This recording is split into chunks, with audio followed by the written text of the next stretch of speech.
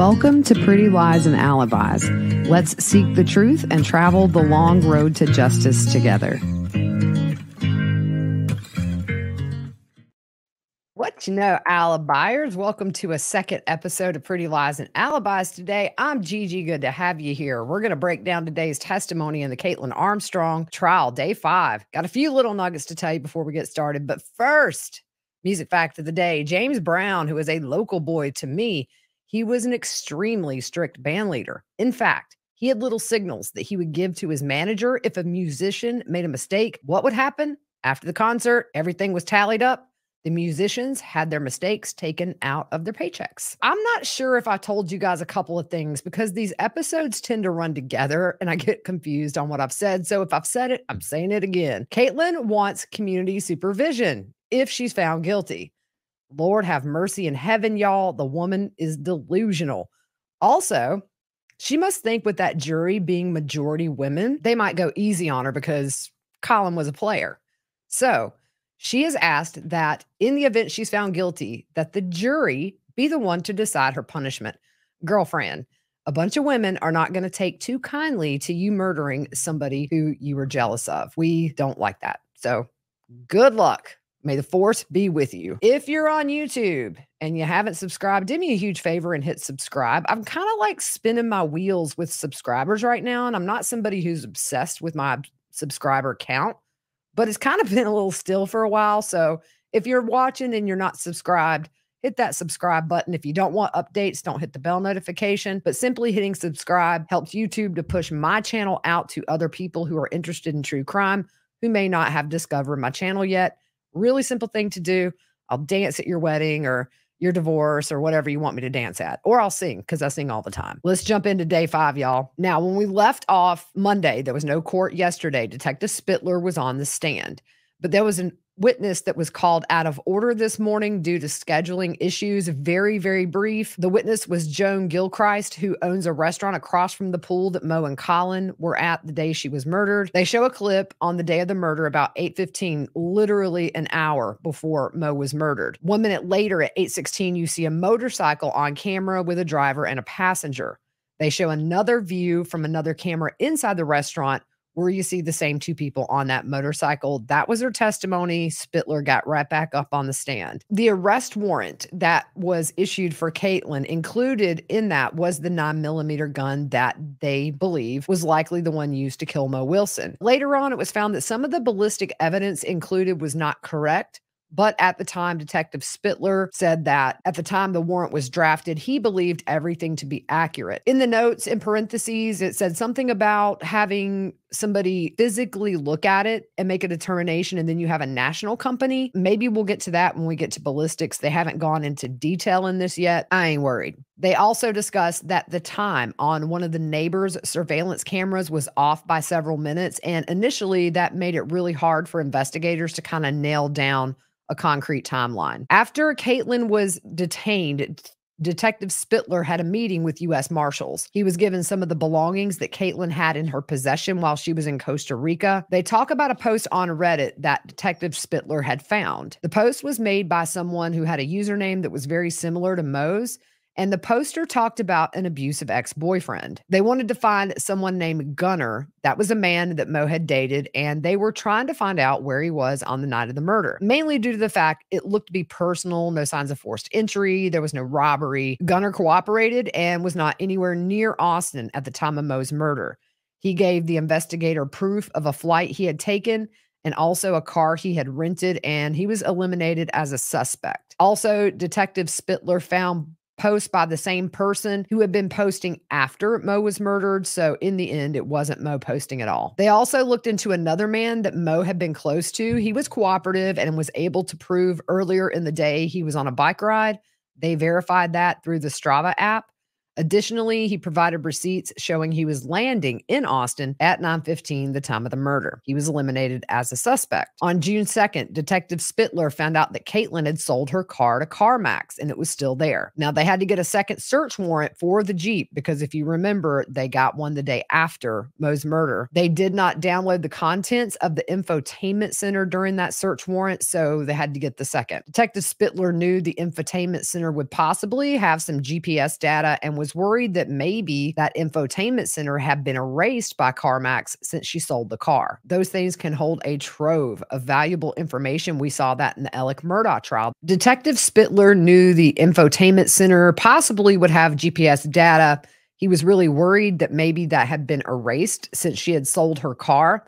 So he contacted CarMax and asked them to please not do anything else with the car until they could come get it. They show a photo of her car at CarMax. That bike rack is gone. Once he went there and got the infotainment center, it was given to forensics. Once the data came back, he noticed the GPS showed a location that was close to Colin and Kaitlin's house, which was an apartment complex. So he wanted to see if they had any surveillance video when he was riding through there. He also noticed there were dumpsters at a location right where it showed Kaitlin had stopped her Jeep. Throughout the investigation, they executed between 20 and 30 search warrants for cell phone data, search warrants for houses, social media accounts, all the usual things they do. In Kaitlin's iCloud, they found an address near Cash's apartment where Mo was murdered. Cash's address was 1708. The address in Kaitlin's deleted notes was 1704, but if you pull up Google Maps, it actually shows when you put in 1704, the above garage apartment where Mo was murdered. So that address was wrong, but it gave Kaitlin probably a visual of that residence. The note was deleted, by the way, the day after the murder, because, why wouldn't it be? Kaitlin had a personal and a business email account. And on May 13th, which is 2 days after the murder, Kaitlin signed up for another email account that had a yoga type name. And she used the name Kai to sign up. The email was accessed and she got an email from CarMax with the offer on the Jeep. She also deleted her Instagram account that was associated with her old email address. A few days after Kaitlin got these new email addresses, she got a few emails that were of interest to Detective Spittler. One was the offer on her Jeep from CarMax for $12,200. She also got an email from United Airlines, which had her traveling from Austin, Texas to LaGuardia in New York City on May 13th. It was an overnight flight, like a red eye, I believe. She was later seen on surveillance arriving at LaGuardia wearing a denim shirt, a face mask, and white pants. She was also carrying a yoga mat. Now, her sister lives in the New York, New Jersey area. We learned that earlier in testimony. So Kaitlin flew out of Newark at 5:09 p.m. to San Jose, Costa Rica on May 18th, arriving there at 8:19 p.m., using her sister's name, by the way. Starting on May 25th, she subscribed to a virtual private network.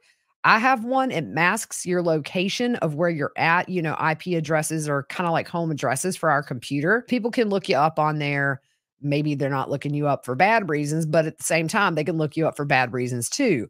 So you can literally choose any country in the world pretty much that has reliable internet and tap it. And that's where your IP is going to show that you're located, even though you're not. So it's virtual. And the reason you do that is for what? To hide where you are. You're in Costa Rica. You don't want people to know you're in Costa Rica. By the way, she paid $48 for that. I believe that would have been probably for a year. Well, she thought she's going to be there a while. They go through some of the searches that Kaitlin made while she was in Costa Rica. May 27th, she searched for Kaitlin Armstrong, an article about her being in Costa Rica, and a story about Mo's murder and how Colin was in hiding until Kaitlin was caught. I remember reading that article when it came out. So I went and found it. It's on road.cc. The article says that a friend told the website road.cc that Colin had gone into hiding, fearing for his safety. The friend named David, who actually worked for Kaitlin and Colin at the trailer refurbishment business, told the Daily Mail, "None of us can sleep. He's staying out of sight until she's caught. I know where he is, but I'm not mentioning where for his safety. He's not in Texas. He's completely out of Dodge." As far as the business went, Kaitlin handled things like accounts payable, their website, things like that, social media. She had nothing to do with the building processes or the designs of these trailers. He said, "Before the murder, the person I knew was a really sweet and nice human that was trying to make her dream in this world, whatever that was. She always had goals she was after and just always kept busy.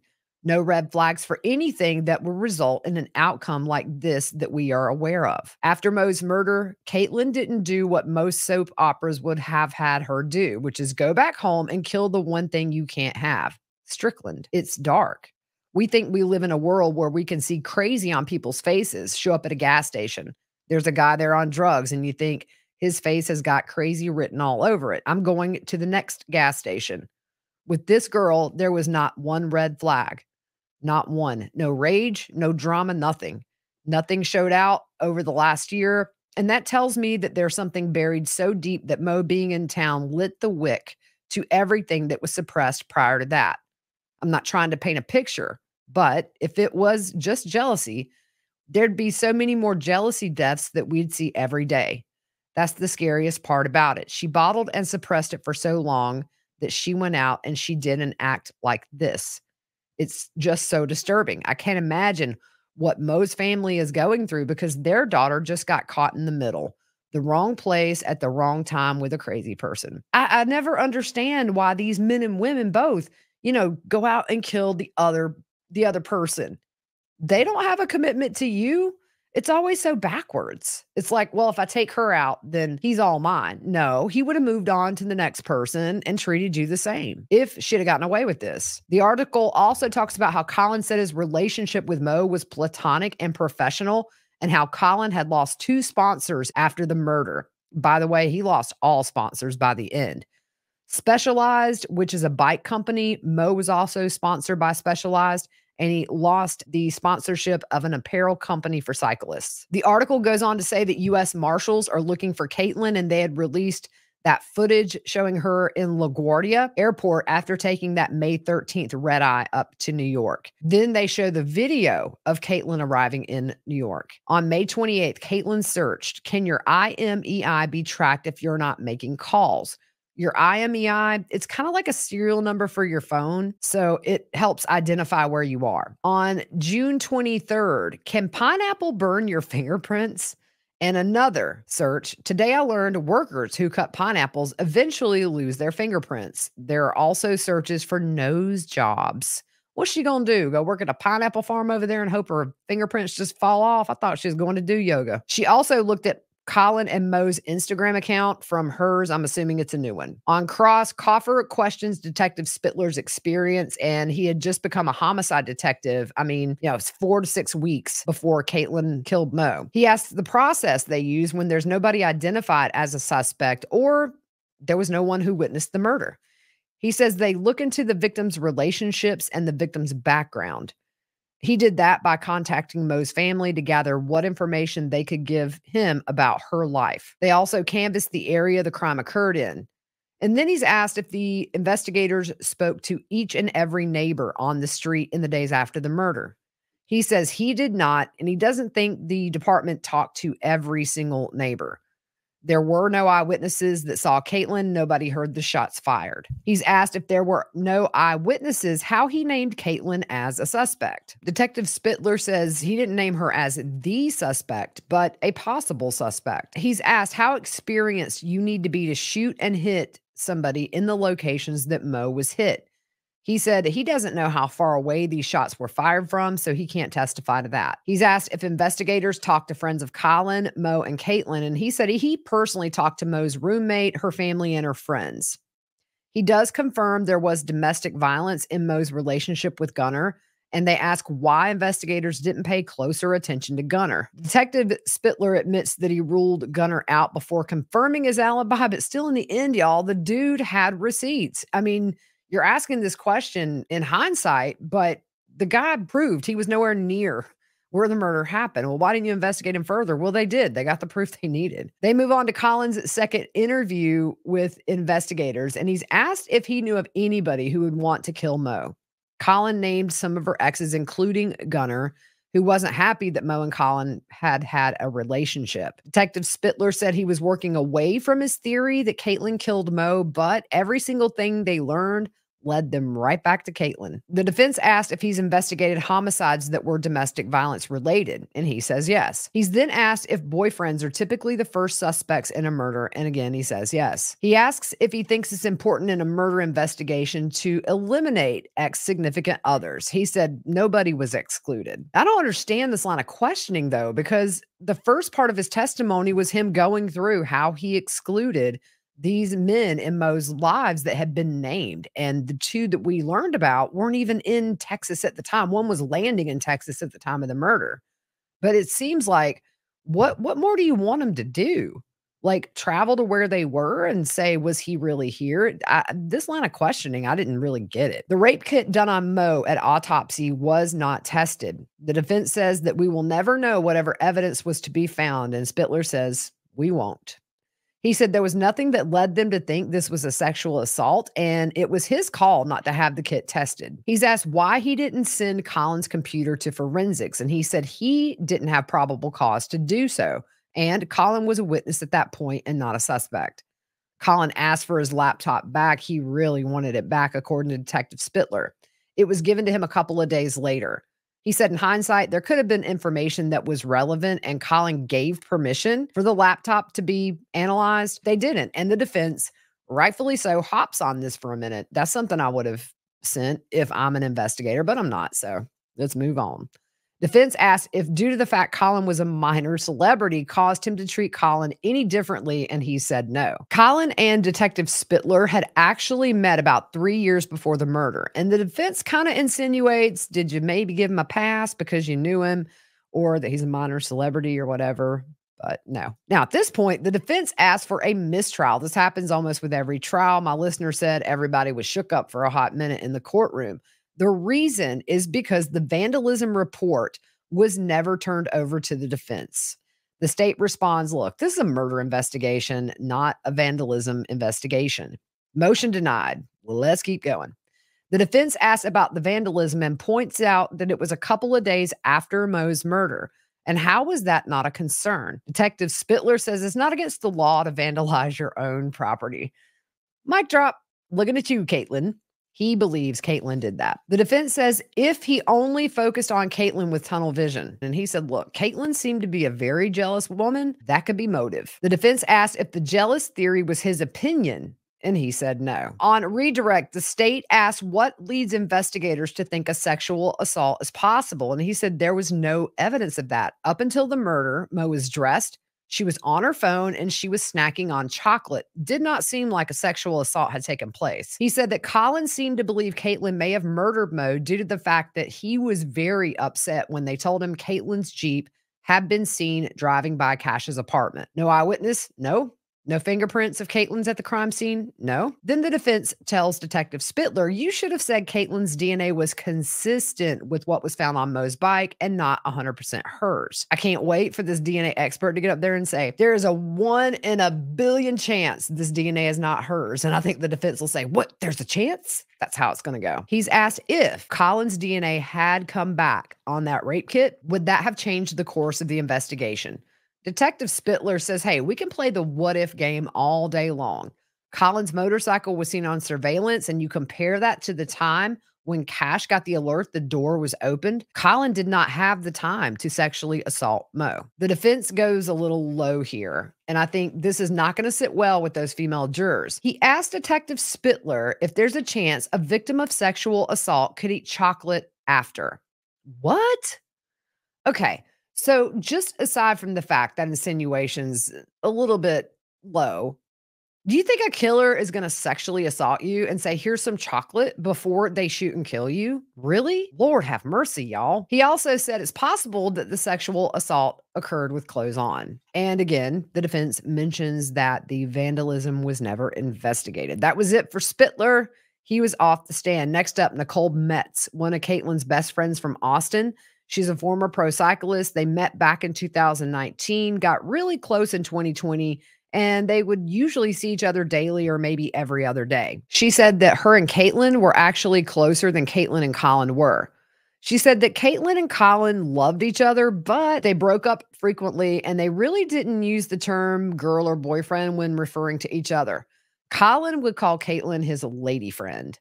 Kaitlin had access to Colin's accounts and would sometimes communicate with sponsors as if she was Colin. Nicole stayed with Colin during that big freeze of 2021. This is when Kaitlin stayed and never left. She's asked about a period in 2021 when Kaitlin and Colin were broken up, and the two of them were at a restaurant with a group of friends. Kaitlin was really quiet that evening, and had told her that the breakup was likely for good, but they would continue to work together in a business and professional capacity. Then Mo comes in the restaurant as they're talking. Kaitlin points her out and says she had never seen Kaitlin so upset as she did that night. Apparently, Mo didn't stay there long. Kaitlin told the witness that Mo was in Austin for Colin and that she wasn't happy about it. Kaitlin also got an alert on Colin's email. He had made a reservation the night before for himself and Mo. She asked Kaitlin what she would do should Colin ever move on and commit to somebody else. Kaitlin said, I would kill her. She thought that that's something Kaitlin said in anger, didn't give much thought about it at the time. But at this dinner, Kaitlin also admitted that she had called Mo that very same day, telling her that she and Colin were together and they also lived with each other and they ran a business together and owned properties together. The next day, Kaitlin was on that solo trip to Mexico that Colin testified about. She said while Kaitlin was gone, Colin called and asked her if Kaitlin could stay with her when she got back from her trip. But then she said that Kaitlin and Colin reunited not too long after that, and Kaitlin was back in Austin. It's a little confusing, so I want to put this out there in the notes. It said, I'm not sure if Kaitlin asked or Colin. She thinks it was Colin. So it could be either. I just want to make sure I'm not setting on one that I'm not sure about. But ultimately, they got back together and it was a non-issue. Kaitlin tried to make Colin jealous by going out with other men. One of those played in the NBA. She last texted with Kaitlin on the day Mo was murdered about 2 p.m.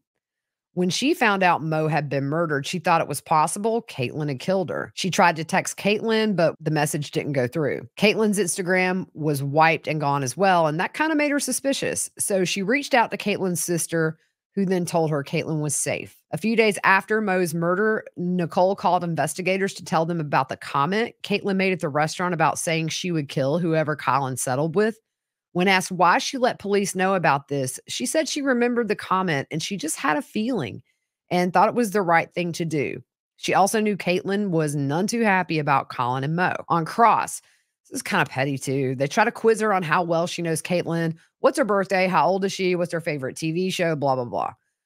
Nicole doesn't know. The defense asks if she's really as good of a friend as she says she is. So she's off the stand, and the next witness, Jacqueline Chastain. She lives in Arkansas, and she and her husband are active in the cycling world. Her husband is a photographer, so he takes photos at races. She met Kaitlin through Colin in 2019. Her and her husband actually stayed at Colin's for his birthday, and that was around the time that she and Kaitlin became friends. They weren't super close. They would see each other in person a few times a year, and they would message on social media in between.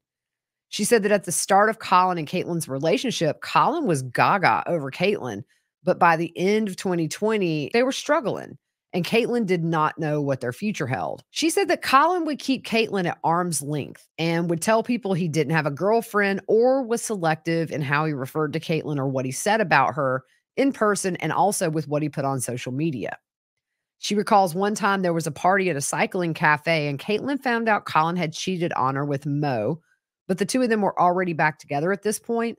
She said that Kaitlin was so upset she was shaking. Kaitlin told her that evening, even though Colin and Mo were broken up, Mo was still texting him, even though Colin said he was trying to distance himself from Mo, but she wouldn't leave him alone. During this conversation, Kaitlin all but said she wanted to kill Mo and that she had a gun. Now, Jacqueline didn't put much weight to that comment at the time, and she didn't know if Kaitlin really had a gun, liked guns, and she had never seen Kaitlin shoot a gun. The day after that, Jacqueline texted Kaitlin and thanked her for confiding in her.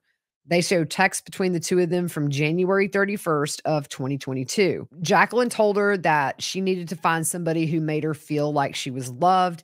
And Jacqueline said, hey, we should go on a trip together in March.